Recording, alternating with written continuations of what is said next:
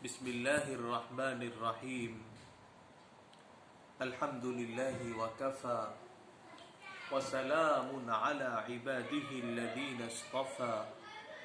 أما بعد، عن أبي هريرة رضي الله عنه عن النبي صلى الله عليه وسلم قال: سبعة يظلهم الله في ظله يوم لا ظل إلا ظله، وذكر منهم وشاب نشأ في عبادة الله. أخرجه الإمام البخاري والإمام مسلم في صحيحيهما، وصدق رسول الهدى صلى الله عليه وسلم. رمضان المبارک کے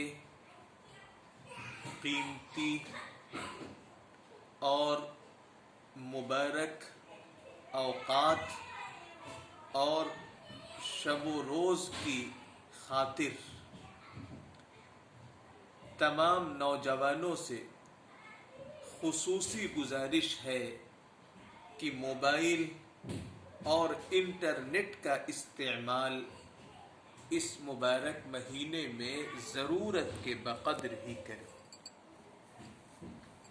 یہ مہینہ بنیادی طور پر قرآن کریم کا مہینہ ہے، اس لیے قرآن کریم کی تلاوت اور اس کے ترجمے اور تفسیر کے مطالعے ہی میں اس مبارک مہینے کو گزاریں. قرآن کریم کے مستند ترجمے موجود ہیں، تفسیریں بھی موجود ہیں، نیٹ کے اوپر بھی موجود ہیں.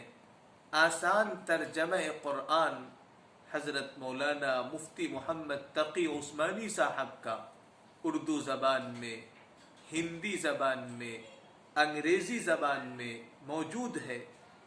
آپ اس کی مدد لے سکتے ہیں اور اس کے ذریعے قرآن کریم کو سمجھنے کی کوشش کر سکتے ہیں.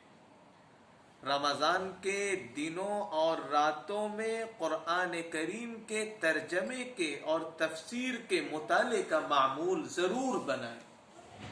اللہ تبارک و تعالی نے 27ویں پارے میں سورۃ القمر میں ایک مرتبہ سے زیادہ اس مبارک جملے کو دہرایا ہے: وَلَقَدْ يَسَّرْنَا الْقُرْآنَ لِلذِّكْرِ فَهَلْ مِن مُدَّكِرٍ.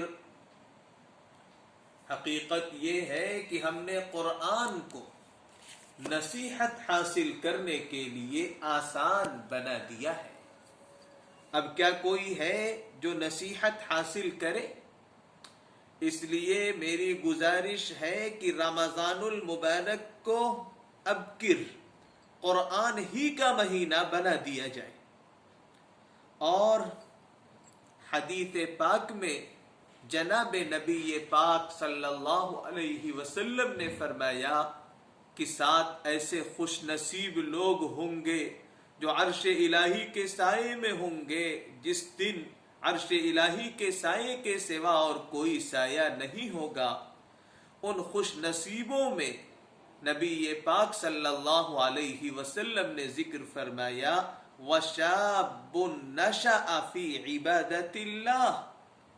وہ نوجوان بھی ہوگا جو اللہ کی عبادت میں پروان چڑھا ہو، جس نے نشو و نما پائی ہو اللہ کی بندگی میں. اللہ کی بندگی کا سب سے زیادہ آسان اور سب سے مبارک ذریعہ یہ ہے کہ اللہ کے پاک کلام کی تلاوت، اس کے ترجمے اور تفسیر کے سمجھنے اور سمجھانے میں ہم اپنے آپ کو لگا دیں. میری گزارش ہے کہ اس رمضان میں تو ہم شاب نشأ فی عبادت اللہ، یعنی قرآن والا نوجوان، اللہ کی بندگی میں پلنے اور بڑھنے والے نوجوان کے بننے کا ارادہ تو کر ہی لیں اور عملی طور پر اس کی ترتیب ہم شروع کر دیں.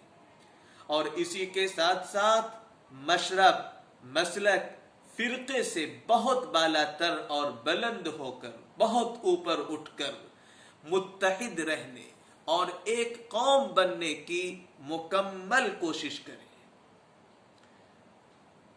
اللہ تبارک و تعالی سے ہر وقت ہر حال میں عافیت ہی کا سوال کرتے رہیں، مگر حالات، مشکلات، مصیبتیں، آزمائشیں آ جائیں بالکل گھبرائے نہیں، ایمانی سرمایے کی بھی حفاظت کریں اور ایمان پر جمنے اور ثابت قدم رہنے کے لیے بہت زیادہ حوصلہ اپنے اندر پیدا کریں۔ یا ایھا الذین آمنوا اصبروا، اے ایمان والو صبر کے دامن کو، بلند حوصلگی کے دامن کو بہت مضبوطی کے ساتھ تھامے رہو، ثابت قدم رہو، بے حوصلہ بالکل نہ ہو، حوصلے کے ساتھ جیئیں اور حوصلے کے ساتھ مرنے کا ارادہ کر لیں۔ حکمت، دانش مندی، دانائی، عزم، ہمت، حوصلہ، ان کے دامن کو بہت مضبوطی کے ساتھ تھامے رکھیں اور صاف صاف اپنے دلوں سے بھی کہہ دیں اور اپنے دشمنوں سے بھی کہہ دیں وہ ایمانی بات جو جادوگروں نے حق ظاہر ہونے کے بعد فرعون سے کہی تھی اور جسے قرآن کریم نے ذکر فرمایا ہے، فَاقْضِ مَا أَنْتَ قَاضٍ إِنَّمَا تَقْضِي هَذِهِ الْحَيَاةَ الدُّنْيَا إِنَّا آمَنَّا بِرَبِّنَا لِيَغْفِرَ لَنَا خَطَايَانَا وَمَا أَكْرَهْتَنَا عَلَيْهِ مِنَ السِّحْرِ وَاللَّهُ خَيْرٌ وَأَبْقَى۔ اب تمہیں جو کچھ کرنا ہے کر لو، تم جو کچھ بھی کرو گے اسی دنیاوی زندگی کے لیے ہوگا۔ تم ہمیں ستاؤ گے، ہمیں جیلوں میں گرفتار کرو گے، ہمیں دھمکاؤ گے، ہمیں اذیتیں دو گے، کیوں؟ کیونکہ ہمارا جرم ہے ایمان، ہمارا جرم ہے قرآن کو سمجھنا، ہمارا جرم ہے محمد الرسول اللہ صلی اللہ علیہ وسلم کے ساتھ عشق۔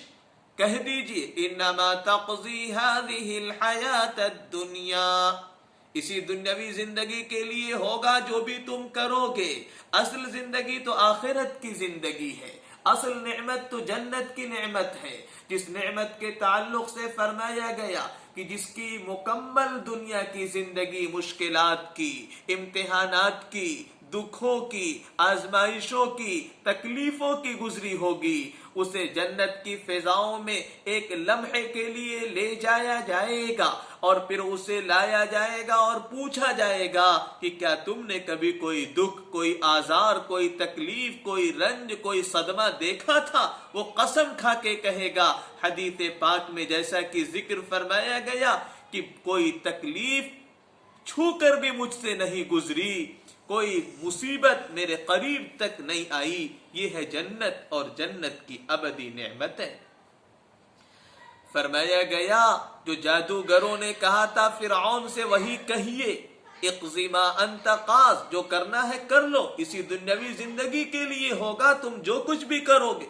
ہم تو اپنے پروردگار پر ایمان لا چکے ہیں تاکہ وہ ہمارے گناہوں کو بھی بخش دے اور جادو کے اس کام کو بھی جس پر تم نے اے فرعون ہمیں مجبور کیا تھا، یہ جذبہ پیدا ہو اور آپ اس پیغام کو منتقل کیجئے دوسروں تک۔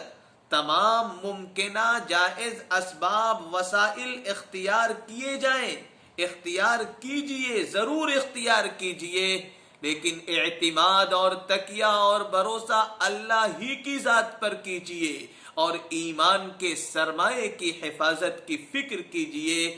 اللہ تبارک و تعالی سے سعادت کی زندگی اور شہادت کے موت کی تمنا کرتے رہیے۔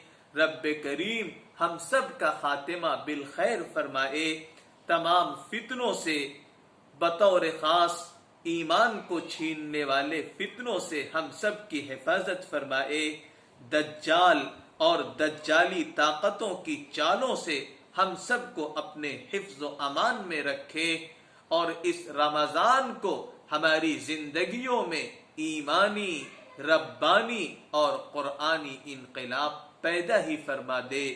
وآخر دعوانا ان الحمد للہ رب العالمین۔